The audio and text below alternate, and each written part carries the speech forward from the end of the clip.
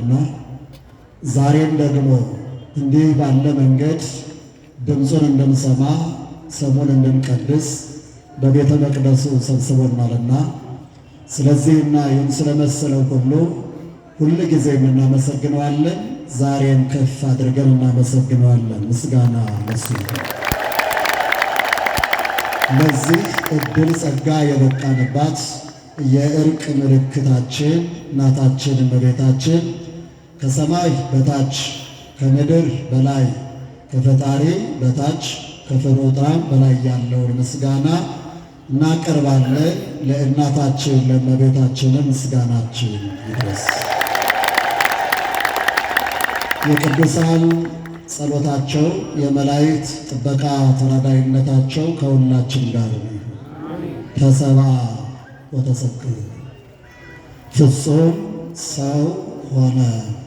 ሃይማኖተ አበው ምዕራፍ 17 ቁጥር 7 ላይ ያለው የትምህርታችን መሪ ቃል። በዚህ መሪ ቃል መሰረት የነገረ ሥጋዌ ክፍል ከሆኑት ከበዛው በጥቂቱ እየተነጋገርን አብረን እናመሻለን። በትምህርቱ ውስጥ የምንዳስሳቸው መጀመሪያ የቃሉን መነገር ምክንያት እናነሳለን። በመቀጠል ሰው የሆነውን አካል እናያለን።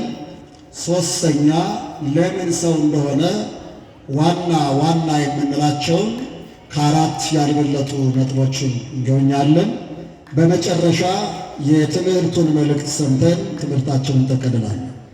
የአባቶቻችን አምላክ ልዑል እግዚአብሔር በነቢያት በሐዋርያት በሊቃውንት መካከል ተገኝቶ የጠመመባቸውን እያቀና የራቀባቸውን እያቀረበ የተሰወረባቸውን እየገለጠ የረቀቀባቸውን እያጎላ እንዳስተማራቸው በእኛም በጉባኤያችን መካከል የጉባኤያችን ባለቤት ሆኖ እንዲሁ እንዲያደርግልን የራቀውን እንዲያቀርብልን የተሰወረውን እንዲገልጥልን ቅዱስ ፈቃዱ ከሁላችን ጋር ይሁን። ቃሉን የተናገሩት 318ቱ ሊቃውንት ናቸው።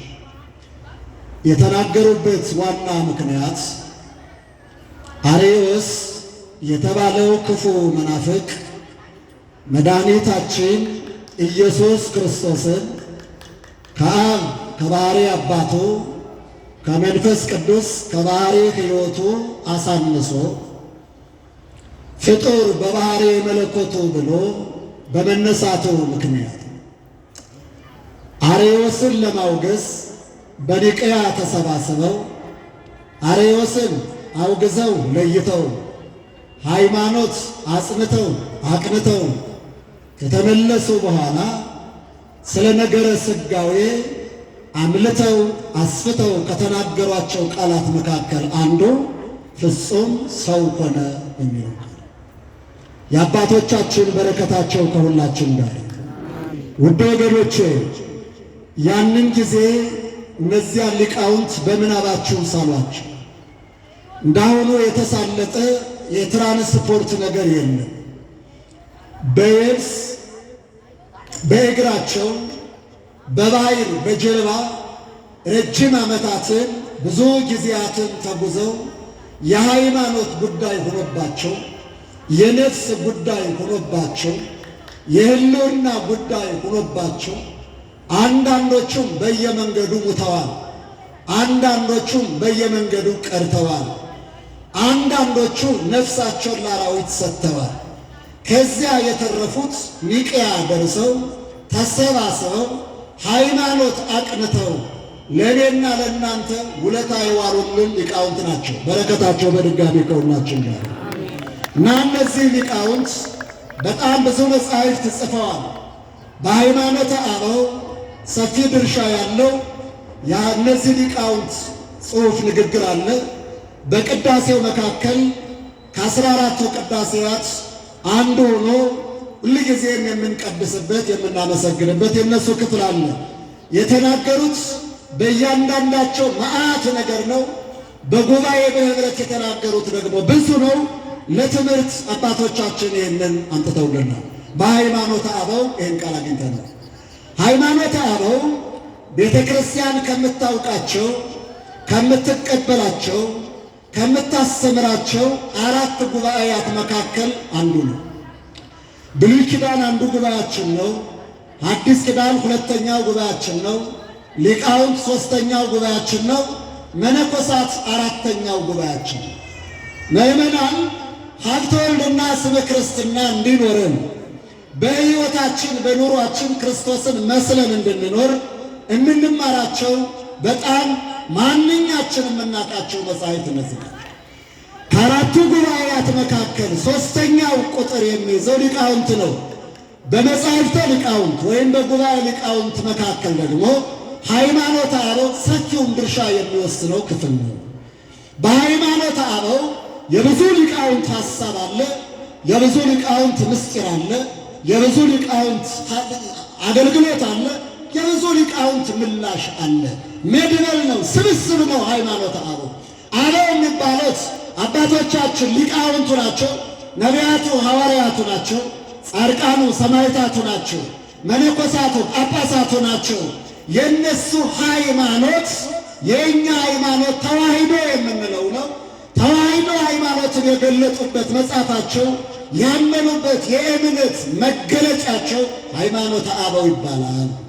በዚህ መጽሐፍ ውስጥ ፍጹም ሰው ሆነ ይላሉ። ማን ነው ሰው የሆነ? ከሦስቱ አካላት አንዱ አካል። ስንቱ አካል አልኳችሁ? አንዱ አካል። አንዱ አካል ስንል ከሦስቱ አካላት እግዚአብሔር ወልድ ማለታችን። መቼም ይሄ ረቂቅ ነው ማለት አይደለም። ማታውቁት ይሆናል ብዬ አልገምትም። ነገር ግን ከሦስቱ አካላት እግዚአብሔር ወልድ ፍጹም ሰው ሆነ ስንል ለምን አብ አልሆነም? ለምን መንፈስ ቅዱስ አልተወለደም? ለምን ወልድ ብቻ ተወለደ? ሦስቱም ለምን አልተወለዱም? አንዳንድ ጥያቄዎች አሉ። ምክንያቱ ግን እግዚአብሔር ወልድ ብቻ ነው ፍጹም ሰው የሆነው። ማን አልኳቸው ወገኖች?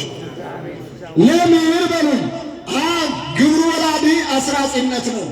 መንፈስ ቅዱስ ሰራጺነት ነው። መወለድ የወልድ ግብር ስለሆነ ነው።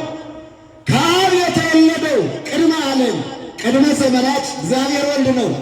ድኅረ ዓለም ከእመቤታችን ከቅድስት ድንግል ማርያምን ሊወለድ የሚያስፈልገው እግዚአብሔር ወልድ ነው። ምክንያቱም የእግዚአብሔር ወልድ ግብሩ ምንድን ነው? መወለድ ነው። እንደ አብ መውለድ አይደለም። እንደ መንፈስ ቅዱስ ማሰር መስረጽ አይደለም።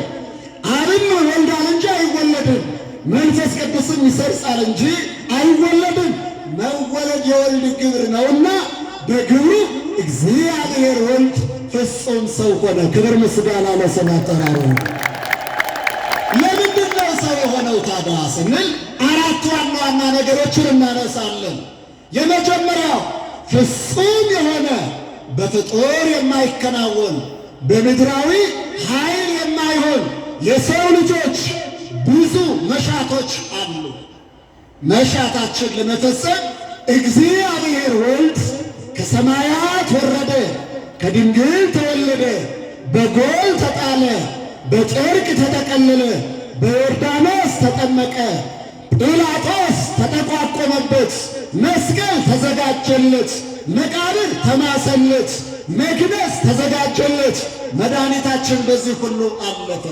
ለምን? በዚህ ሁሉ አልፎ የእኛን መሻት ይፈጽም ዘንድ ያስፈልገን ነበር። የሰው ልጆች መሻታችን ብዙ ነው።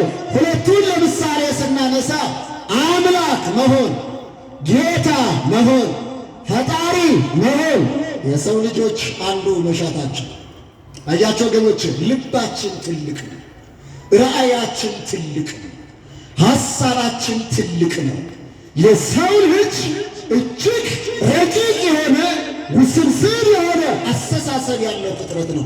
አምላክ መሆንን የተየሻ የሰው ልጅ ነው ከመላእክት ቀጥሎ። ታዲያ ወገኖቼ መሻት መፈለግ እንችላለን፣ መሆን ግን የኛ አቅም አይደለም። አደርጋለሁ ብሎ እቅድ ማውጣት የሰው ድርሻ ነው፣ መፈጸም ግን የሱ ድርሻ አይደለም። ለመፈጸም የማን ኃይል ያስፈልጋል ወገኖቼ? እግዚአብሔር ካልፈቀደ የሚፈጸም ነገር። ከዚህ የተነሳ አምላክነትን ከመሻት የተነሳ አትብሉ የተባሉትን ሰዎች በልተዋል። ትሞታላችሁ እየተባሉ ከሞት ጋር ተጋፍጠዋል። አትንኩት የተባሉትን ነክተዋል። ምክንያቱም ለእነ በላዕክሙ እንትኮ በለሰ አኮ ሞተ ዘትበውጡ አላ አምላከ ትከውኑ። ይችን በለስ የበላችሁ እንደሆነ ሞትን አትሞቱም፣ አምላክ ትሆናላችሁ። አምላክ ለመሆን ጌታ ለመሆን ፈጣሪ ለመሆን የሚቻለው በዚህ ከሆነ አሉ እንክት አድርገው በልተው ሞትን እየተጋፈጡ ቀጠሉ። አያችሁ፣ ለዓላማ ሲሉ ሞት ጋር ተጋፈጡ። ለዓላማ ሲሉ መከራ ጋር ተጋፈጡ። ለዓላማ ሲሉ 5500 ዘመን መቀጣት የግድ አስፈላጊ። ውድ ወገኖቼ ቤተ ክርስቲያናችን ትቀጣለች። እሳት ይነድባታል፣ ማዕበል ይወርድባታል፣ ሰይፍ ይሳልባታል። ዓላማ ያላት ስለሆነ ዓላማዋ ትልቅ ነው። እግዚአብሔር አጠገብ የሚደርስ ነው። ጽራርያም የሚደርስ ነው። ይህንን ዓላማዋን ለማቋረጥ ፈተናዋን ማለፍ የግድ ያስፈልጋል። በሰው ልጆች ሕይወት ላይ ሞት ሰለጠነ፣ ከአጋንንት ጋር መቀጣቀጥ ሆነ። ረጅም ዓመታት ሰፊ ዘመናትን በስቃይ በሰቆቃ በመከራ ማሳለፍ የግድ ሆነ።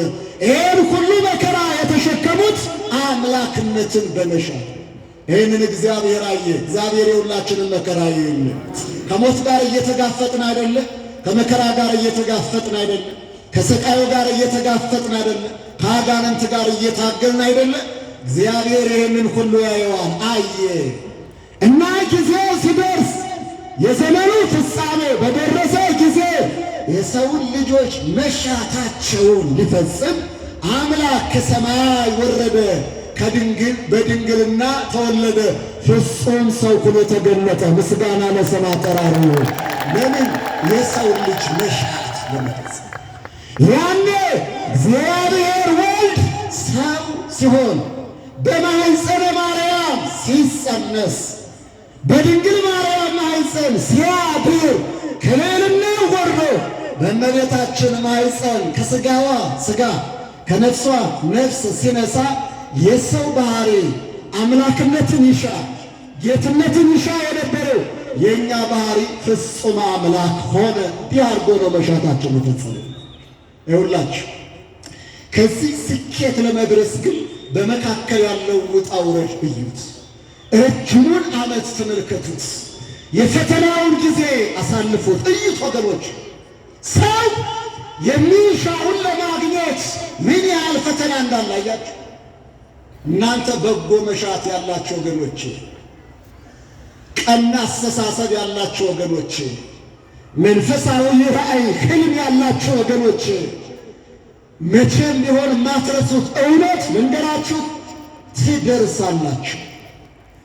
የምታልሙት ዓላማ ድረስ ትደርሳላችሁ። የምታቅዱትን ስኬት ታከናውናላችሁ። ግን ፈተና አለባችሁ። ዘመናቱ ረጅም ይሆናሉ። መከራው ሰፊ ይሆናል። ሞት ሊያገኛችሁ ይችላል። አጋንንት ሊያደነቃቅፋችሁ ይችላሉ። ፈተናው ከአቅማችሁ በላይ ሊሆን ይችላል። ተስፋ ለመቁረጥ የዳረጋችሁ ይሆናል። ግን ህልማችሁ መንፈሳዊ ከሆነ ተደርሳል። ሊቃውንቱ ምን ይላሉ? ሳታቋርጥ ብትሮጥ ምን ሳታቋርጥ ብትሮጥ አንደኛ ባትወጣ እንኳን አንደኛ የወጣው ሰው ከደረሰበት ትደርሳለህ። ስለዚህ ወገኖች ምንም እንኳን ዘመኑ ረጅም ቢሆን ግዴላችሁ መሻታችን ይፈጸማል። ማን ይፈጽመዋል? እግዚአብሔር ነው የፈጸመው። ምንም እንኳን ፈተናው ብዙ ቢሆን ውጣ ውረድ ቢበዛብን ራእያችን ይፈጸማል። ማን ይፈጽመዋልና? እግዚአብሔር ነውና የፈጸመው። ምንም እንኳን የአጋንንት ፈተና ከባድ ቢሆን ራእያችን እውን ይሆናል። ማን ያደርገዋልና? እግዚአብሔር እንዲህ ያደርጋል። ወገኖች መሻታችን ለመፈጸም ፍጹም ሰው ሆነ። አምላክነትን የሚሻውን ፍጹም አምላክ አደረገ። ክብር ምስጋና ለስሙ አጠራሩ። ለዚህ ፍጹም ሰው ሆነ። ሁለተኛው መሻት እግዚአብሔር ከልዕልና ወርዶ ሰው የሆነበት ሁለተኛው መሻት፣ መፈለግ፣ መመኘት፣ ማቀድ፣ እግዚአብሔርን በአካል ማየት። እግዚአብሔር ስሙ ይታወቃል።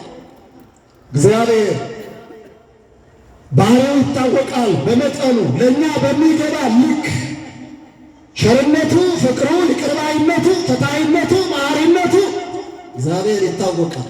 ስሙ ይታወቃል፣ ግብሩ ይታወቃል፣ አካሉ አይታወቅም። ሰው ደግሞ እግዚአብሔር የሚለውን ስም እየሰማ የሚወደው የሚጠላው አድርግ አታድርግ እየተባለ ያንን አካል ግን ማየት አልቻለም። ስለዚህ ሰው ጥገኛ ነው። መጠጊያ ይፈልጋል፣ መጠለያ ይፈልጋል፣ የዓይኑ ማረፊያ ይፈልጋል። ሕሊናው ይሄ ነው የፈጠረኝ ብሎ መረጋጋት ይፈልጋል።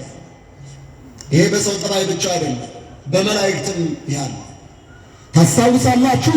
በዚያ በፍጥረተ ዓለም መላእክት በተፈጠሩበት ጊዜ እምኀበ አይቴ መጻእይነ ከየት መጣ? ማንስ ፈጠረ? የፈጠረን ማን ነው? የመጣ ነው ከቤት ነው ብለው ጠየቁ።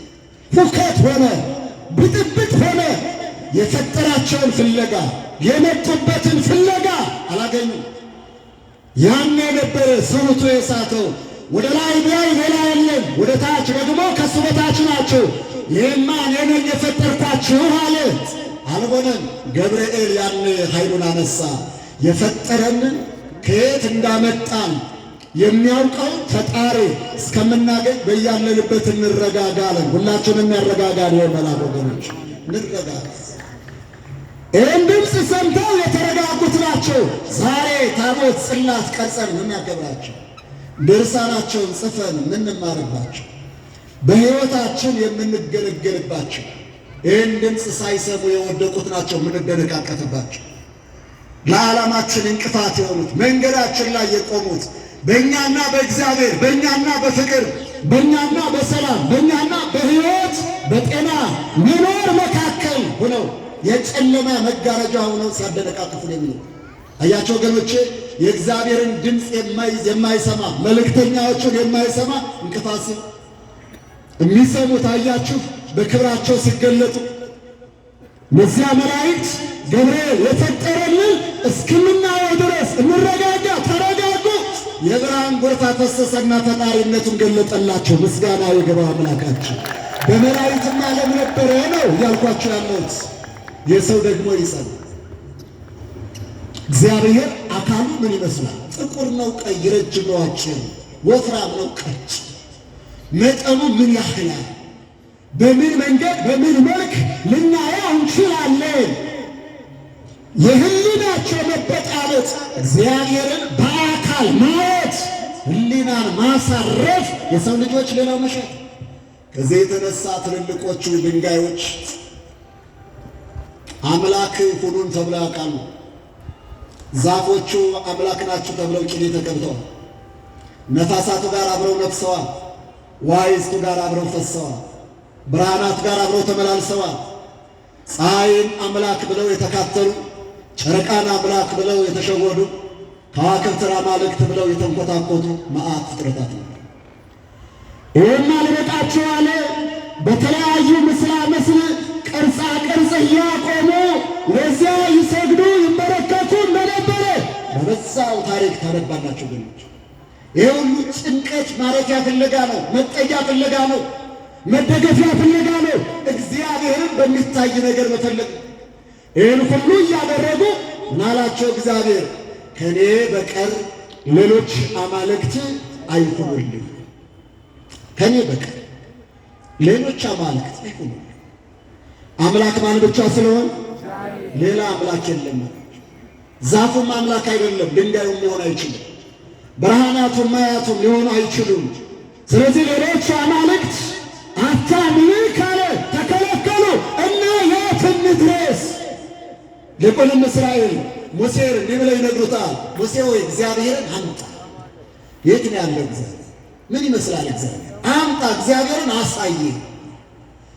አያቸው ወገኖቼ፣ በጣም ክርትት ያለ ህሊና ሙሴ እግዚአብሔርን ማምጣት ይችላል ወይ? እግዚአብሔር እንደዚህ መጽሐፍ ቅዱስ በሙሴ እጅ የሚያዝ ነው ወይ? አይደለም። ግን ማረፊያ ያጣ ከርታታ ህሊና ይህንን ሁሉ ሊናገር ይችላል። እርግጥ ነው እግዚአብሔር ሙሴን መስጠት ይችላል፣ ችሏልን። ሙሴ ግን እግዚአብሔርን መስጠት አይችልም። መቼ?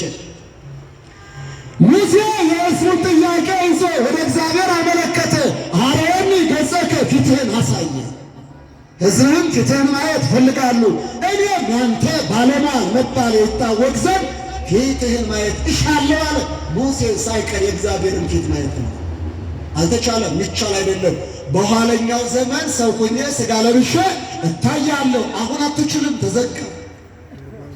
ባይሆን አለ ሙሴን ወደ ሲና ተራራ ወጣና 10 ቃላት የተጻፉበትን 2ቱን ጽላቶች ለሙሴ ሰጠው። በዚህ አድሬ እነጋገራለሁ፣ በዚህ አድሬ ጸሎት ልመና እሰማለሁ፣ በዚህ አድሬ እገለጥልሃለሁ። ይህ ነው አምላክ እስራኤል፣ የእስራኤል አምላክ ማደሪያ፣ ይህ ነው መገለጫ ብለህ ይዘህ ሂድ አለ። አያችሁ፣ ታቦት በዚህ ምክንያት ተሰጠ። የሰው ልጅ ዓይናችን የምናሳርፍበት ሕሊናችን የምናሳርፍ ይሄ ነው አምላኬ ማለት እንድንችል፣ ይሄ ነው ፈጣሪ ማለት እንድንችል ቤተ ክርስቲያናችን እግዚአብሔርን ማሳየት በምትችልበት ነገር ሕሊናችን እርፍ የሚልበት አዘጋጅቷል። ቤተ ክርስቲያኗን ስታዩ በውስጧ እግዚአብሔርን ታያላችሁ። እመቤታችን ቅድስት ድንግል ማርያምን ስትፈልጉ በስዕሏ ታርፋላችሁ። ቅዱሳኑን ስትፈልጉ በስዕላቸው በስማቸው በተቀረጸው ጽላት ታቦት ትፈልጓቸው። እዚያ ላይ ዓይናችሁ እርፍ ይልና እመቤታችንን በወካዩ በተወከለችበት በስዕሉ አነጋግራችሁ ጉዳያችሁ ተፈቶላችሁ በሰላም ትመለሳላችሁ። ይህ ከፊል መገለጥ የመሻታችን ፍጻሜ ነው። ታቦት ተሰጠን። እግዚአብሔር ግን በታቦት ሊሸነግለን ብቻ አይበቃው፣ በታቦት ብቻ ተገልጦ አይበቃውም። ጊዜው እስኪደርስ ድረስ ታቦት ሰጠን። ከዛ በኋላ አያስፈልግም ግን እያልኳቸው አይደለም። በዘፈቀደ እንደ ሁኔታው ይገለጥበታል፣ እንደ ሁኔታው ይገለጥበታል። መሥዋዕት እንሰዋበታለን።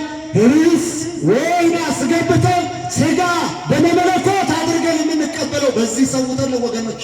ሥራ የሚሰራበት ትልቁም ነገር የሚፈጸምበት ጊዜው ሲደርስ አማናዊት ታቦት ከእመቤታችን ከቅድስት ድንግል ማርያም ተወለደ። አምላክ በሥጋ ተገለጠ።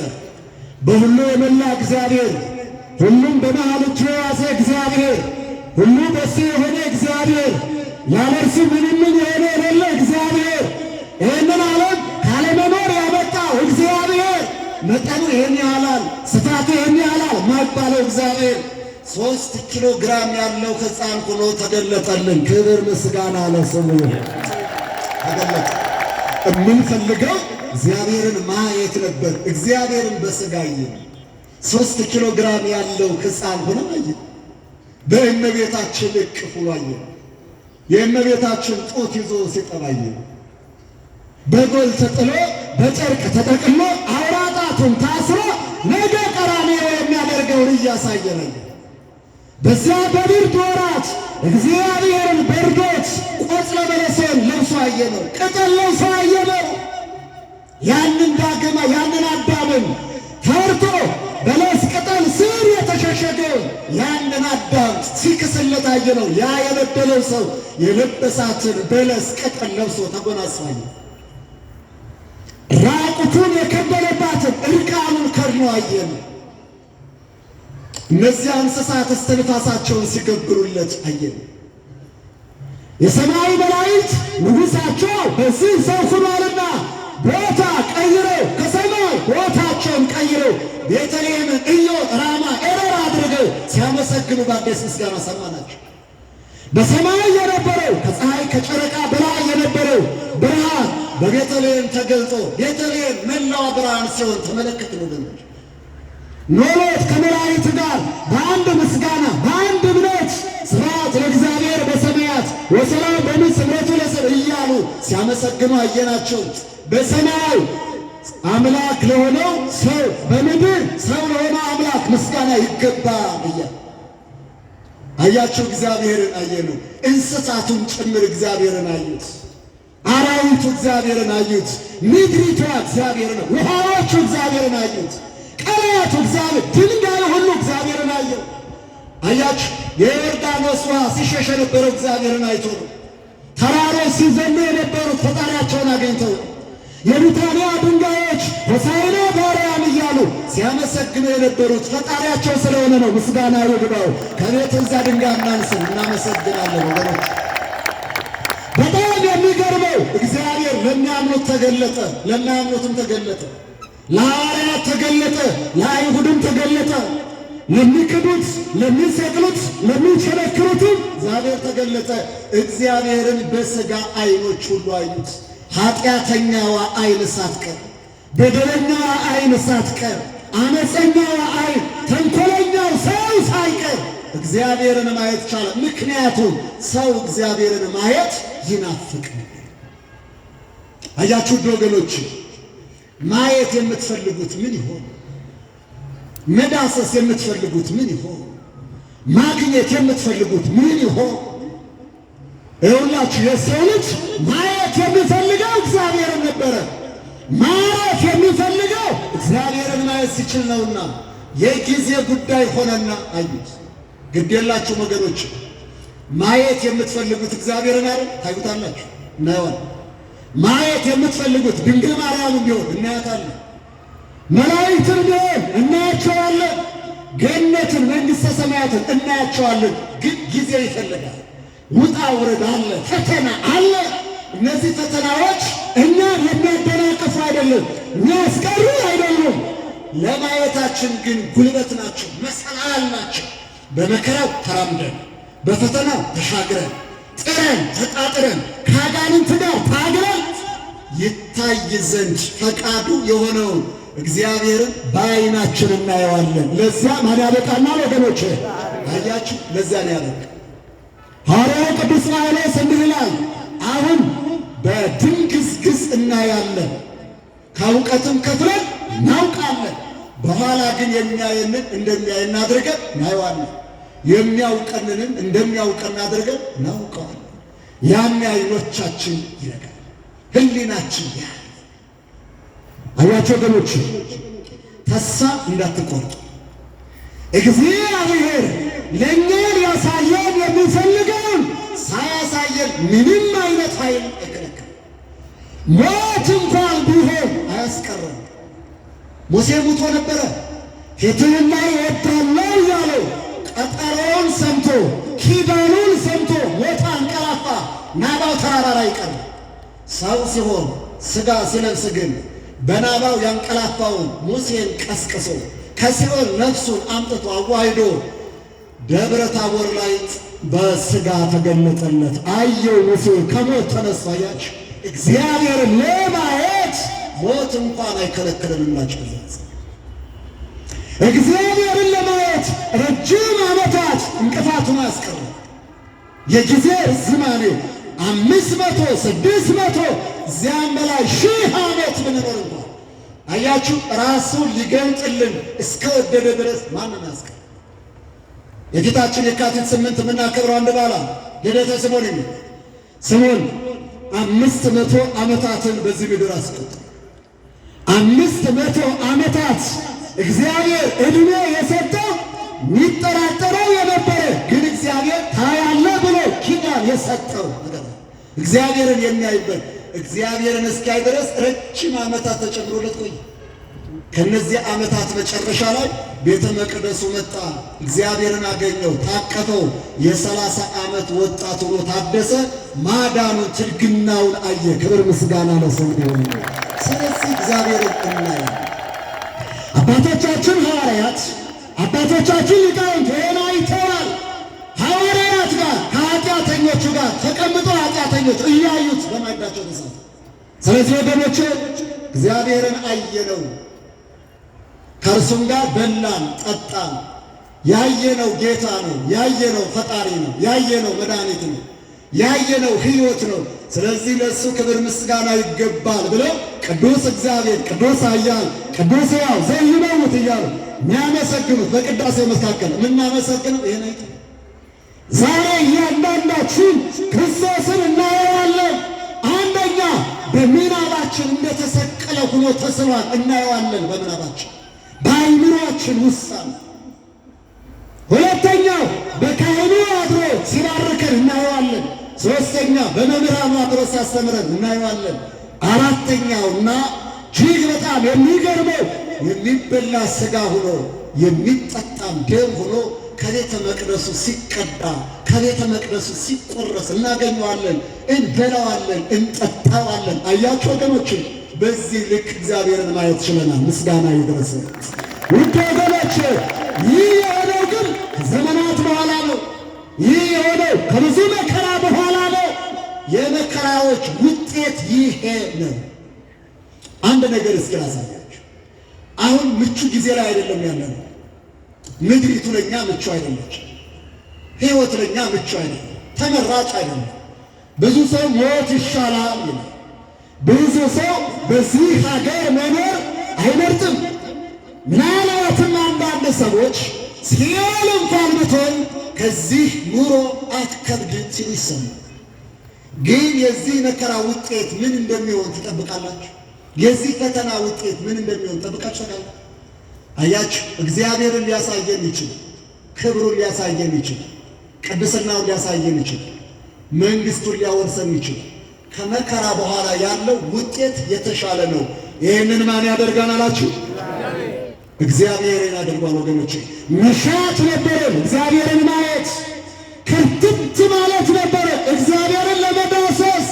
የሚዳሰስ የሚታይ አካል ያለው ሆኖ እግዚአብሔር ተገልጦልናል። አይተነው አዳስነው። ይህ ብቻ አይደለም ወገኖቼ፣ ለመዳናችን ካሳ የሚሆን የሚሰቀል የሚቸነከር ሚስማር የሚያርፍበት መስቀል የሚሸከመው አካል እንፈልጋለን። የሚሰቀል የሚቸነከር የሚመታ የሚጎተት የሚታሰር የሚቀበር አካል ያለው ሆኖ እግዚአብሔርን አገኘ ነው። የእኛ ነገር እንደዚህ ያለን ቸነከር ነው፣ ሰቀል ነው፣ ገደል ነው፣ አሰር ነው። እንዲህ አድርገን እግዚአብሔርን ሸኘ ነው፣ እግዚአብሔርን አስተናገር ነው። እንግዲህ አቀባበላችን እንደዚያ ሆነ። እግዚአብሔር ግን በዚያ ሁሉ እኛን አድኖ ልጆቹ አደረገን። ክብር ምስጋና ለስሙ ይሁን። ይሄ መሻት ይፈጸም ዘንድ እግዚአብሔር ፍጹም ሰው ሆነ። ሁለተኛው እግዚአብሔር ፍጹም ሰው የሆነው እኛ ዳግም መወለድ ስላለብን ሰው ብቻ እንዳንሆን ነው። ሰው ብቻ መሆን ጥቅም ረብ ስለሌለው ነው። ዳግም ተወልደን ክርስቲያን እንድንሆን እግዚአብሔር ዳግም ተወልዶ ክርስቶስ መባል መቻል ነው። ዳግመኛ እሱ ካልተወለደ እኛ ዳግም አንወለድም። ዳግመኛ ካልተወለድን ደግሞ ሰው ብቻ ነን። ሰው ብቻ ሆነን ይህን መከራ ማለፍ አንችል። ሰው ብቻ ሆነን ዳግም የክርስቶስ ልጆች መሆን አንችል። ሰው ብቻ ሆነን ለርስቱ ለመንግስቱ አንበቃ። ስለዚህ ክርስቲያን እንድንሆን ለክርስትና እንድንበቃ ለልጅነት እንድንደርስ እግዚአብሔር ፍጹም ሰው ሆኖ አረጋዊ መንፈሳዊ በአንቀጽ 34 እንዲህ ብሎ ይናገራል። ተወልደ በአምሳሊከ ከመ ይልድከ በአምሳሊሁ። እሱን በሚመስል አንተ እንድትወለድ አንተን በሚመስል በሥጋ ካንተ ተወለደ። እግዚአብሔር ከእኛ ሲወለድ ሁለተኛ ነው። እኛ ከእግዚአብሔር ስንወለድ ሁለተኛ ነው። እግዚአብሔር ከእኛ ከሰው ሲወለድ የሰው ልጅ ይባላል። እኛ ከእግዚአብሔር ስንወለድ እግዚአብሔር ልጆች እንባላለን። እግዚአብሔር ከሰው ሲወለድ በሰው ዓለም በዚህ ምድር ይገለጣል። የዚህ ዓለም ጣጣ የዚህ ዓለም መከራ ገንዘብ ይሆናል። እኛ ከእርሱ ስንወለድ የእርሱ ዓለም ገነት መንግሥተ ሰማያት የእኛ ይሆናል። የእርሱ ክብር ጸጋ፣ የእርሱ ሕይወት፣ የእርሱ አባትነት በእኛ ላይ ይገለጣል። ለዚህ የግድ ሰው መሆን መቻል ነበረበት። ፍጹም ሰው ሆነ። አያቸው ወገኖቼ፣ እሱ ሰው ካልሆነ እኛ ሰው ብቻ ነው ምን ሆነ። ሰው ብቻ ከሆነ ደግሞ እኔ የአጵሎስ ነኝ፣ እኔ ጳውሎስ ነኝ፣ እኔ የኬፋ ነኝ እያልን ስንበላላ እንኖራለን። በአንደኛ ቆሮንቶስ ምዕራፍ 3 አነብ ወገኖቼ። እኔ ጳውሎስ እኔ አጵሎስ እኔ ኬፋ ማለታችሁ ሰው ብቻ መሆናችሁ አይደለም። አያችሁ፣ መለያየት የሰው ብቻ ጠባይ፣ መለያየት የክርስቲያንነት ምልክት ነው። ስለዚህ ወገኖች ሕዝብና አሕዛብ ተባብለን ተለያይተናል። ይህ መለያየት የሚጠፋው ከሕዝብና ከአሕዛብ አንዲት ቤተ ክርስቲያንን የሚሠራው ክርስቶስ ይሁን። መለያየታችን ሊያጠፋ አንድነታችን ሊመሰርት አምላካችን መድኃኒታችን ኢየሱስ ክርስቶስ ፍጹም ሰው። ሁለተኛ ሰው ብቻ ከሆን ማለት ሥጋና ደም ብቻ ነው። ሥጋና ደም ከሆነ ደግሞ መንግሥቱን አይወርስም። መንግሥቱን ለመውረስ ዳግም መወለድ የግድ ስለሚያስብ ሐዋርያው ቅዱስ ጳውሎስ በአንደኛ ቆሮንቶስ ምዕራፍ 15 ቁጥር 50 ላይ እንዲህ ይላል፣ ሥጋና ደም በሉ እስኪ ሁላችሁ የእግዚአብሔርን መንግሥት አይወርሱ። አያችሁ፣ ከስረን። ስለዚህ የእግዚአብሔርን መንግሥት ለመውረስ ከሥጋና ከደም እንደተወለድ ዳግመኛ ከውሃና ከመንፈስ ቅዱስ መወለድ አለብን። እንድንወለድ መድኃኒታችን ዳግመኛ ታስታውሳላችሁ።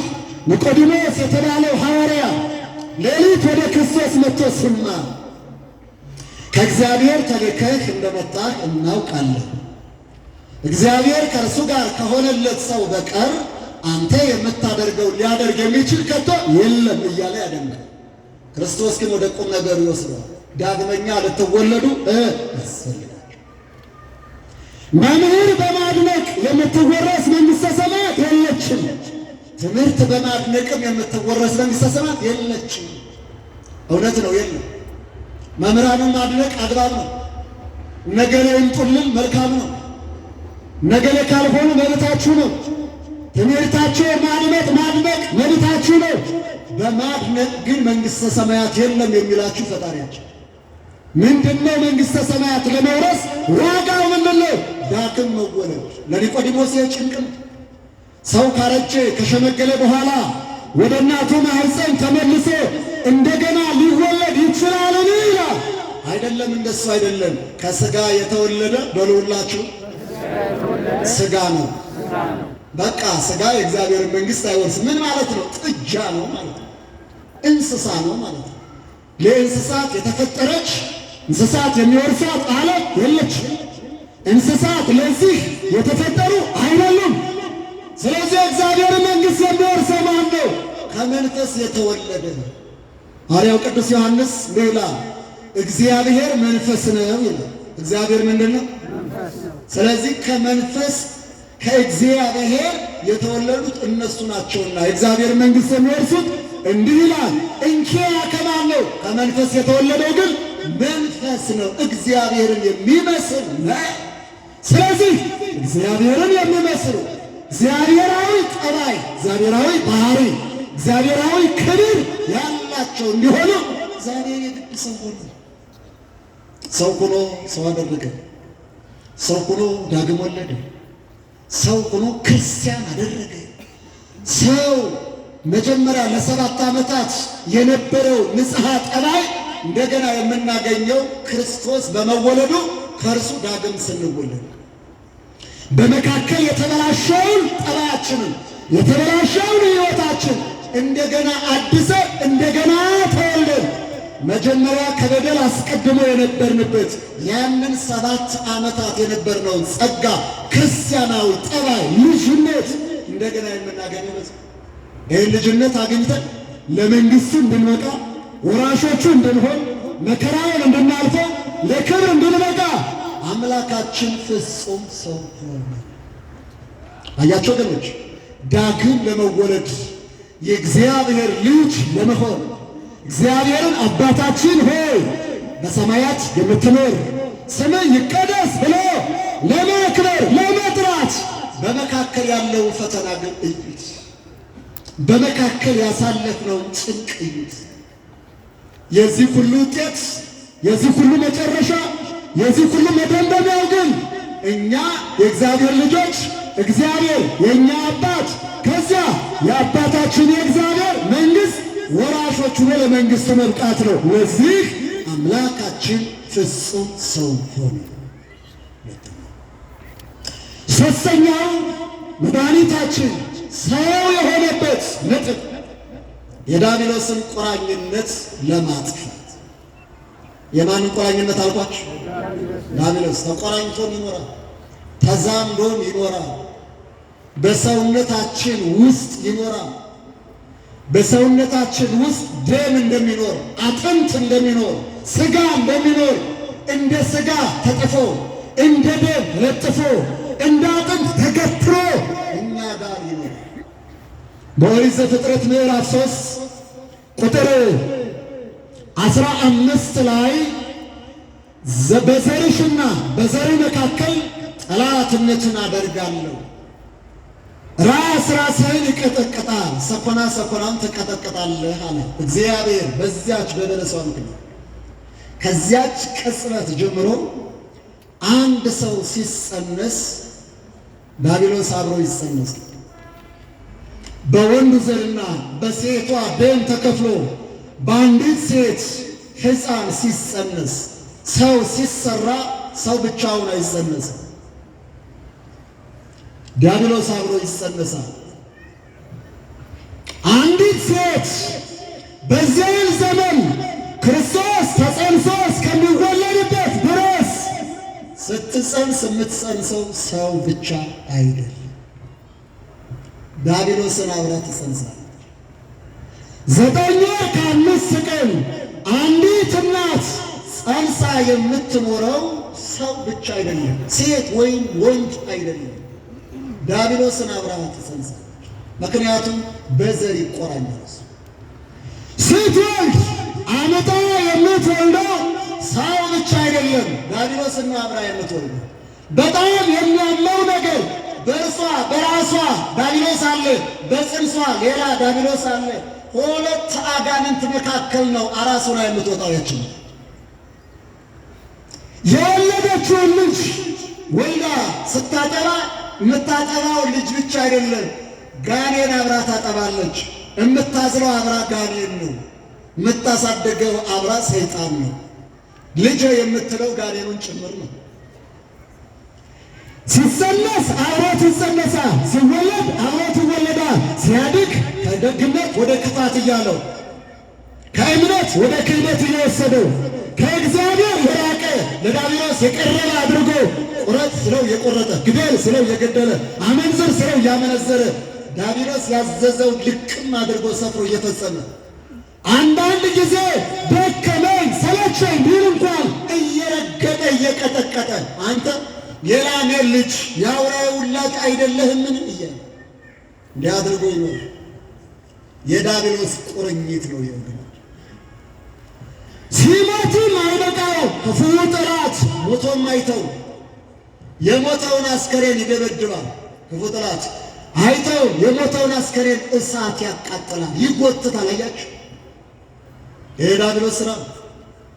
አይተው ስጋውን ተቆራኝቶ መቃብር ይወርዳል፣ በመቃብሩም ስጋውን ተቆራኝቶ ይኖራል። የሸተተ አስከሬን እንኳን የማይልቅ ጥላት አለ። ነፍሱም ተቆራኝቶ ሲኦል ይወርዳል። ሞት የለም፣ ረፍት የለም፣ ሰንበት የለም። ዓለም ዘላለም በሲኦል በእሳት ሲቀጣው ሲያንገበግበው ይኖራል። አያቸው ወገኖች፣ ቁርኝት፣ የዲያብሎስ ቁርኝት ይሄ። ያችን እናትን ማስቧት ተመልሳችሁ እምትጸንሰው ሰው ብቻ አይደለም አልኳችሁ አይደለ? ሰይጣንን ጭምር የጸነሰች ሴት 9 ወር ሙሉ ምን አይነት ስቃይ እንዳለባት እንዳትረሱ። ተጀመር ጽንስ በራሱ ያስቸግራል። በጸነሳችሁ ጊዜ ያቅለሸልሻችኋል አይደል? ያስመልሳችኋል። ምግብ አይስማማችሁም አይደል? የሌለን ነገር አማረኝ እያላችሁ ትረብሻላችሁ አይደል? ጸባያችሁ ሁሉ ይለዋወጣል አይደል? ትነጫነጫላችሁ፣ አንዳንድ ጊዜም ትቧጨራላችሁ፣ አንዳንድ ጊዜም ትናከሳላችሁ። ባገኛችሁ ልትደባደቡ ትችላላችሁ። አንዳንዶቻችሁ ደግሞ ባለቤታችሁን ዓይንህን ላፈህ ትሉታላችሁ። ጽንስ በራሱ አስቸጋሪ ነው ነው ማለት። አሁን ከዚህ ላይ ሰይጣን ሲጨመርበት ምን ያህል የከፋ እንደሆነ አሰባችሁ? ሁለተኛ ያቺ እናት የመውለጃዋ ጊዜ ሲደርስ ወንድ ቢሆን የምታመጣው 40 ቀን ሙሉ ነው። ሴት ብትሆን የምታመጣው 80 ቀን ሙሉ ነው። 80 ቀን ሙሉ በምጥ እየተሰቃዩ መኖር ቀላል ነው? ከባድ ወገኖች፣ ከባድ ነው። ሲሞትም ወንድ ቢሆን ሚጥረው የሚያጣጥረው 40 ቀን ሙሉ ነው። ጻይሩ የጸና ነው። ሴት ብትሆን 80 ቀን ሙሉ ነው ጻይሯ። አያችሁ፣ ሲወለድም በጭንቅ ነው፣ ሲሞትም በጭንቅ ነው። ሰይጣን የተቆራኘው ሕይወት እንደዛ ነው። ከዚያ ሊገላግለን ነው ክርስቶስ ፍጹም አምላክ የሆነው ምስጋና ለስሙ ይሁን። ይህንን ለመራቀቅ ይህን ታሪክ ሊለውጥ እግዚአብሔር ሰይጣን ባለፈበት በኩል መጣ። በምን? በማኅፀን ከላይ ወረደ። በቅዱስ ገብርኤል በእመቤታችን ማኅፀን አደረ። ከዚያ በጽንስ እያደረ በጽንስ እየተቆራኘ ዲያብሎስ የሰው ልጅ ሲያሰቃይበት የነበረው ከስር ከስሩ በየጥቂቱ 9 ወር ከ5 ቀን ተጸንሶ በየጥቂቱ ተወለደ፣ በየጥቂቱ አደገ። ዮርዳኖስ ድረስ ወረደ፣ ከዚያ መቃብር ድረስ ወረደ፣ ከዚያ ሲኦል ድረስ የሄደው ወገኖች የዲያብሎስን አሻራ ለማጥፋት ነው። እንዲህ አድርጎ እኛን ነፃ ወጣ። ምስጋና ይድረስ። ይሁላችሁ። አሁን እናቶች በሕፃን የምትገላገሉት አሁን የምትወልዱት ሰው ብቻ ነው። እንኳን ደስ አላችሁ እህቶች። አሁን የምታሳድጉት ሰው ብቻ ነው። አሁን የሰው ልጅ እናት ብቻ ናችሁ። ልጄ የምትሉት ንጹሕ ሰው ነው። ያው ክርስቲያን የሆነ ልጅ ነው። የሰው እናት እናንተ ማንም የለም። በእናንተ ውስጥ ዲያብሎስ አይደለም ያለው፣ ክርስቶስ ነው። ደስ ይበላችሁ ወገኖች። ፍጹም ሰው የሆነ ለዚህ ሐዋርያው ቅዱስ ዮሐንስ በአንደኛ ዮሐንስ ምዕራፍ 3 ቁጥር 9 ላይ ስለዚህ የእግዚአብሔር ልጅ ተገለጠ፣ ሰው ሆነ ነው። ለምን? የዲያብሎስን ሥራ ያፈርስ ዘንድ። ምንድነው የዲያብሎስ ሥራ? በዘራችን ተቆራኝቶ ሰውን ሲያጠፋ ሲያጠቃ መኖር። የዲያብሎስን ሥራ ሊያፈርስ ሰይጣን በእባብ አካል ተሰውሮ እኛን እንደተበቀለ ክርስቶስ በሥጋ ተሰውሮ እኛን ነፃ አወጣ። ለዚህ ፍጹም ሰው ሆነ። ሦስተኛ አራተኛውና የመጨረሻው ክርስቶስ ሰው የሆነው ሰውን እንደ እግዚአብሔር መላእክት ለማድረግ። እንደምን ለማድረግ አልኳችሁ? እንደ እግዚአብሔር መላእክት፣ እንደ ሱራፌል፣ እንደ ኪሩቤል፣ እንደ ገብርኤል፣ እንደ ሚካኤል፣ እንደ ሩፋኤል፣ እንደ ግሩማን መላእክት ያደርገን እግዚአብሔር ሰው። አያችሁ፣ መጀመሪያ በዓለመ ፍጥረት እግዚአብሔር መላእክትን በከተማ 10 በነገድ 100 በአለቃ 7 አድርጎ ፈጥሮ ነበር። 100ኛው ነገድ ሳጥናኤል እስከ ሙሉ ነገዱ ድረስ ተገንጥሎ ወደ 99 ቀሩ። ስንት ቀሩ አልኳችሁ? 99።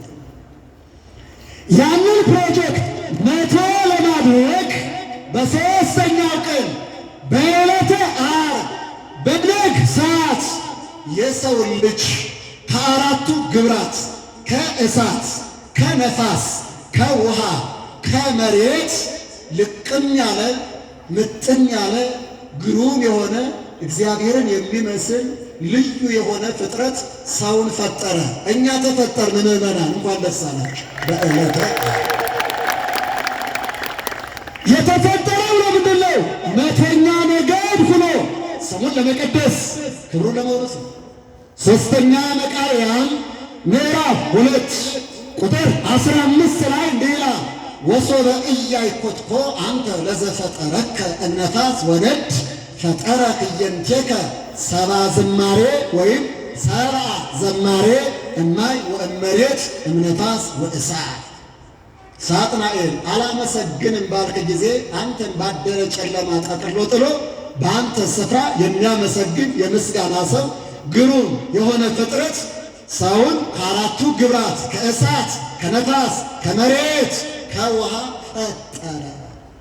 አያችሁ፣ ተፈጥሯችን ከመላእክት ጋር፣ ተፈጥሯችን እንደ መላእክት፣ ኑሯችን ከመላእክት ጋር፣ ሕይወታችን መላካዊ፣ ጠባያችን ለዛ ነው። ህልውናችን ለዛ ነው። ብርሃናችን ያንን የሚመስል ከ7 ዓመት በኋላ ያንን ክብር ጥለነው ተንኮታኮትን፣ ወደቅንበት። እግዚአብሔር መልአክ አድርጎ ፈጥሮን ያ የቀደመው ሳጥናኤል በወደቀበት መንገድ ተጠቅለን ወደቅን። ተንኮታኮት፣ ተንቆጫቆች። እግዚአብሔር የጣላቸው ወደሚጣሉበት ወደዚህ መከረኛ ዓለም መጣ። እሾህ ይብቀልብሽ የተባለች መሬት ርስ ሆነች። የበቀለባት እሾህ እየወጋን እየቆሰል እየደማን እንኖራለን። አያችሁ፣ በምድሪቱ እሾህ አለ፣ በሰውነታችን እሾህ አለ፣ በሕይወታችን እሾህ አለ፣ ጤናችን እሾህ አለ፣ ሰውነታችን እሾህ አለ። ነፍሳችን የሚወጋ ኃጢአት፣ ሰውነታችን የሚወጋ ደዌ አለ። በዚህ ውስጥ አለ። የሰው ሀገር ነው የምንኖረው። በአራዊት እየተወጋ እየተጠቃ እንኖራለን። አያቸው ወገኖቼ። ስለዚህ ሰው ጠፋበት፣ ሰው ወደቀበት፣ ሰው ወረደበት። ይህ ዓለም የእንስሳት ዓለም ነበረ። ውሃዎች የሚፈስበት፣ እጽዋቱ የሚበቅሉበት፣ አራዊት የሚፈረጩበት ነበረ። የሰው ቦታ አልነበረም። ወደቅንና አራዊት ቦታ ሆነን ከአራዊት ጋር መጋፈጥ የግድ ሆነ። ዳቢሎስ የተጣለበት ስፍራ ጋር አብረን ወደ ዳቢሎስ መጣን። እሱን በሱ ወደቅ፣ ከእርሱ ጋር መከራ ማየት የግድ ሆነ። ስለዚህ እግዚአብሔር ፍለጋውን ጀመረ። አዳም ሆይ የት አለህ? የት ነው ያለኸው? ወዴት ሄድክ? ከመላእክቱ ጋር እኮ የለህም። ከቤተ መቅደሱ እኮ የለህም። ከምስጋናው ስፍራ የለህም። ከአውደ ምሕረቱ የለህም። ልብስህ እዚህ አለ። የት ጣልከው? ምን ለብሰህ ነው ይለው። አያችሁ፣ እግዚአብሔር እንዲህ ነው የሚፈልጋችሁ።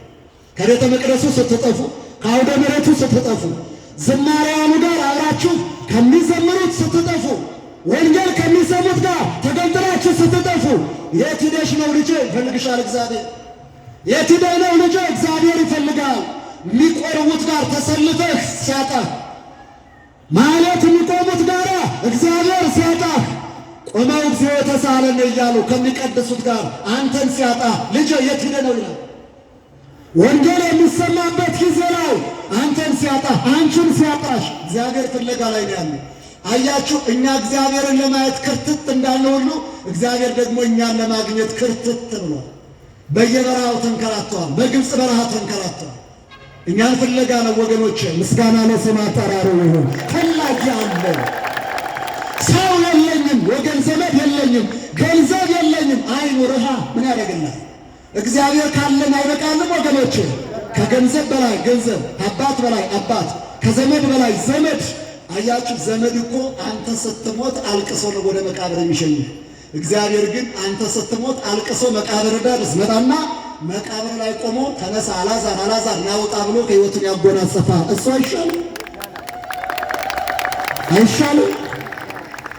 ዘመድ እኮ ብትታመም ቸር ከሆነ ቅን ከሆነ ሐኪም ቤት ወስዶ ያሳክማል። ጸበል ቦታ ወስዶ ያስጠምቃል። ጤና መድኃኒት መስጠት አይችልም። ያንተ አባት ያንቺ አባት የኛ አባት ግን ሥጋውን ሰጥቶ ደሙን ሰጥቶ በመስቀሉ በእርዛቱ እኛን አድኖ ፍጹም ጤናችን መልሶ በክብር ያቆመና እሱ አይበቃም? አይሻልም? የተሻለ ይዘን ያነሰ ነገር የሚያስለቅሰንና ሊሆን አይገባም ወገኖች። እግዚአብሔር ሰው ጠፋበት። ሰው ጠፋ። ከመቶ ነገደ መላእክት አንዱ ነገር ነበር፣ ሰው ጠፋበት። አመስጋኞቹ፣ ዘማሪዎቹ፣ መላእክቱ፣ ሊቃውንቱ ጎደሉበት። ቁጥራቸው ጎደሉ፣ 99 ሆኑ። ስለዚህ የጠፋውን ፍለጋ ከላይ ከልዕልና ወረደ። ቅዱስ ማቴዎስ ወንጌል ምዕራፍ 18 ቁጥር 10፣ ሉቃስ ወንጌል ምዕራፍ 15 አነቡት። እስራኤል ለባለሙያው መጻ ይስዝ ዘተሃግሮ ወያድኅን። የሰው ልጅ ክርስቶስ የጠፋውን ሊፈልግ መጥቷልና ሊያድን መጥቷልና። 100 በጎች የነበሩት ሰው ቢኖር ከ100 አንዷ ብትጠፋ 99ን በተራራ ትቶ የጠፋችውን በግ ፍለጋ በረሃ ይወርድ የለምን? ባገኛትስ ጊዜ በትከሻው ተሸክሞ ካልጠፉት ከ99 በጎች ይልቅ ጠፍታ በተገኘችው ደስ ይለው የለምን? ጎረቤቶቹንስ የጠፋችው በጌ ተገኝታለችና ደስ ይበላችሁ ይላቸው የለምን? ይላል። አያችሁ 99 በጎች 99 መላእክት ናቸው። የጠፋችው በግ አንተና እኛ ነን ወገኖች። የበጎቹ ባለቤት አምላክ ወልደ አምላክ ኢየሱስ ክርስቶስ ነው። በጊቱን እኔና እናንተን ፍለጋ ምድር ድረስ መጣልን፣ በረት ድረስ መጣልን፣ ዮርዳኖስ ድረስ መጣልን፣ መቃብር ድረስ ወረደልን። በዚያ ሁሉ እኛ ተንኮታኩተን ወዳድቀን ነበርና በመቃብር ያገኘነውን፣ በዮርዳኖስ ያገኘውን፣ በበረት የተገኘውን፣ በመቃብር የተገኘውን፣ በኃጢአተኞች የተገኘውን እንደ ኃጢአተኛ እየተቆጠረ የሚጠመቁት መካከል እንደሚጠመቁት እየሆነ በበረሃው ለበረሃኛ ሆኖ ለባሕታውያን ሆኖ እኛ የምንሆነውን ሁሉ ሆኖ መድኃኒታችን ኢየሱስ ክርስቶስ የጠፋነውን ፈልጎ ካልጠፉት ከ99 ነገደ መላእክት ጋር 100ኛ ነገድ አድርጎ ሰራ። ደስ ይበለን እስኪ ወገኖች።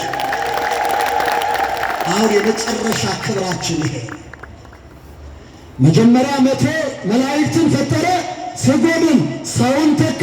ሲጎድል ፍለጋ መጣ። ያንን ሰው ክርስቲያን ያደረገው፣ ክርስቲያን ያደረገውን መልአክ አደረገ። እኔና እናንተ የመጨረሻ ዕጣ ፈንታችን፣ እድላችን፣ ሕይወታችን እንደ እግዚአብሔር መላእክት። እግዚአብሔር ይህችን ዓለም ዕድሜ የሚሰጣት 9,000 8,000 ምናምን እስኪሞላ አይደለም። የወደቁትን መላእክት ቁጥር ክርስቲያኖች ስንተካከል ሁላችን ክርስቲያኖች ነን።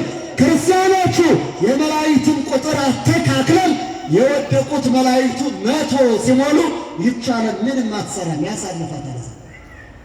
እያቸው ወገኖቼ እግዚአብሔር የመጣው ሰው የሆነው እኔና እናንተን ወደዚያ ክብር ለመመለስ ነው። በሰኞ ውዳሴ ማርያም እንዲህ እንላለን። ፈቀደ እግዚእ ያገሶ ለአዳም፣ አዳምን ነፃ ያወጣው ዘንድ ጌታ ወደደ። ወዶ ምን አደረገለት ትለኝ እንደ ትላለህ። ወያግዶ አበዘትካት መንበሩ፣ ወደ ቀደመ ክብሩ፣ ወደ ቀደመ ስፍራው፣ ወደ ቀደመ አኗኗሩ መለሰው። የቀደመ ክብራችን ምንድነው? 100ኛ ነገድ መሆን፣ ከመላእክቱ ጋር እንደ መላእክት መሆን። እንደዚያ ሊያደርገን ፍጹም ሰው ሆነ። ፍጹም ሰው ሆኖ እንደ መላእክት አደረገን። ክብር ምስጋና ይድረሰው። ይህን ስታረጋግጡት በሉቃስ ወንጌል ምዕራፍ 2 ላይ ጌታችን ፍጹም ሰው ሆኖ በጎል ሲጣል፣ በጨርቅ ሲጠቀለል በዮርዳኖስ ሳለ፣ በቤተልሔምም ሳለ መላእክትን ታገኛላችሁ። በቤተልሔም ያለው በይበልጥ አጢኑት ወገኖቼ። ጌታ በቤተልሔም ሲወለድ መላእክት ይወርዳሉ፣ እረኞች ይመጣሉ። መላእክትና እረኞች ለአንድና ለመጀመሪያ ጊዜ አንድ ምስጋና በአንድ ላይ በአንድ እምነት ያመሰግናሉ። ለምን መሰላችሁ? መላእክት ከእሱ ጋር ሲወሎቱን ወደ እሱ አምጥቶ ሰውና መላእክትን አንድ ሲያደርግ ሰዎችን ከመላእክት ጋር እየሰፋን ነበር። ክብር ምስጋና ለስሙ አጠራሩ። አያቸው ወገኖቼ፣ ከሌልና ወርዶ እግዚአብሔር ሰው የሆነው መሻታችን ለመፈጸም ነው። ቁራኝነታችን ለማጥፋት ነው። ዳግም እኛን ለመውለድ ነው። እንደ እግዚአብሔር መላእክት እንድንሆንለት። ይህን ለመስራት እግዚአብሔር ከልዕልና ወረደ፣ ፍጹም ሰው። ውድ ወገኖች፣ በጎ መሻት ያላቸው ወገኖች፣ ክፉ ቁራኝነት እንዲጠፋልን እንዲጠፋላችሁ የምትሹ ወገኖች፣ ዳግም መወለድ፣ አዲስ ልደት፣ መንፈሰ ልደት እንዲኖረን የምትሹ ወገኖች፣ እንደ እግዚአብሔር መላእክት ሆኖ የአጋንንትን አሰራር በጣት ሰው ለመሻገር የምትሹ ወገኖች፣ እግዚአብሔር የሚቻልበትን ጥበብ ነገረን። ፍጹም ሰው መሆን ይሁላችሁ ወገኖች። ሰው መሆን አይደለም ሰው ብቻ ነው። ፍጹም የሚለው ክርስቲያን፣ መንፈሳዊ ሰው፣ ቅዱስ ሰው፣ ደግ ሰው፣ ይቅር ባይ ሰው፣ አመስጋኝ ሰው። ክርስቲያን የሆነ ክርስቶስን የመሰለ ሰው ነው። አያችሁ። ስለዚህ ወገኖች የምንፈልገውን ለማግኘት እግዚአብሔር መሆን የሚገባንን አሳየን። ፍጹም ሰው ከመላእክት ወገን እንደ መላእክት አልሆነም። የጠፉት መላእክት አይደሉም። ከእንስሳት ወገን እንደ እንስሳት አልሆነም። የሚፈለጉት እንስሳት አይደሉም። የሚፈለጉት ሰዎች ናቸው። ሰውን ለማግኘት እግዚአብሔር ሰው፣ በጣም ጥሩ ሰው፣ ደግ ሰው፣ ቅን ሰው፣ ለጉርብትና፣ ለትዳር፣ ለኃላፊነት ለሌላ የምትፈልጉት ሰው ካለ ለማግኘት ፍጹም ሰው መሆን በቂ ነው። አያችሁ ወገኖቼ፣ በንጽሕና በቅድስና በይቅር ባይነት በደግነት በቅንነት በመሳሰለው ሁሉ የተዋበ ሰው ለማግኘት መሆን የሚያስፈልገው ፍጹም ሰው። እግዚአብሔር ፍጹም ሰው ለሆኑት ፍጹም ሰው አለ። ንጹሐን ለሆኑት ንጹሕ ነገር አለ። ቅዱሳን ለሆኑት ቅዱሳን ሰዎች አሉ። ትሑታን ለሆኑት ትሑታን ሰዎች አሉ። ለንጹሕ ንጹሕ አለ። የእኛ ችግር ያልሆነውን እንፈልጋለን፣ ሳልሆን ስለምንፈልገው አናገኘው። ስለዚህ ወገኖቼ አምላካችን ፍጹም ሰው የሆነው ይህንንና የመሳሰለው ቁም ነገር ለእኛ ለማውረስ ነው። በእውነት ፍጹም ሰው ሆነ፣ ለእኛ የሚያስፈልገውን አደረገ፣ ሥራውን ጨርሶ በክብር በምስጋና አድርጓል። እኛም ልጆቹን ጊዜያችን ጠብቀን ሐዋርያችን ሊቀ ካህናቱ ክርስቶስን ተከትለን ገነትን መንግሥተ ሰማያትን ወርሰን ስሙን እየቀደስን እንኖራለን። ለዚህ ክርስቲያን ያደረገን ከዚያም በላይ እንደ መላእክት አድርጎ የሠራን ወልደ እግዚአብሔር ሕያው ወልደ ማርያም ስግው መድኃኒታችን ኢየሱስ ክርስቶስ ስሙ ለዘላለም የተመሰገነ ይሁን። ወደ ታች ዝቅ ብሎ ከፍ ያደረገን ሰው ሆኖ የእግዚአብሔርን ጸጋ ያወረሰን በእኛ ባህሪ ተገልጦ በእሱ ጸጋ የከበረን አምላካችን እግዚአብሔር ዳግመኛ ስሙ የተመሰገነ ይሁን። የተሰጠንን ጸጋ ሳናጎሳቆል እግዚአብሔር ሲመጣ እንደ ሠራን የእሱን መልክ ይዘን በክርስቲያናዊ ጠባያችን ልንገኝ እግዚአብሔር ይርዳን። ፍጻሜያችንን ሁሉ ያሳምርልን። ወስብሐት ለእግዚአብሔር።